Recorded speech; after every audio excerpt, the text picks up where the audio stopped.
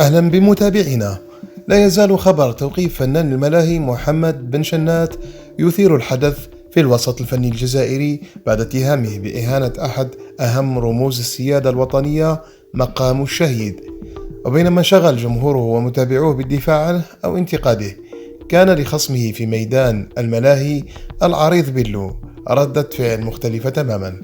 ففي منشور ساخر على صفحاته بمواقع التواصل الاجتماعي، ألمح الشاب بيلو بشكل غير مباشر إلى القضية مستعملا عبارة لا دبي لا مدريد يحيى مقام الشهيد، تلميح دون ذكر اسم بن شنات صراحة، لكنه ترك المجال لتأويلات المتابعين الذين فهموا الرسالة بسرعة أكثر من كونها مجرد تعليق عابر، وهو ما اعتبره الكثيرون استمرارا لجو التلاسن والحسد اللافني الذي طبع علاقة نجمي الملاهي في السنوات الأخيرة.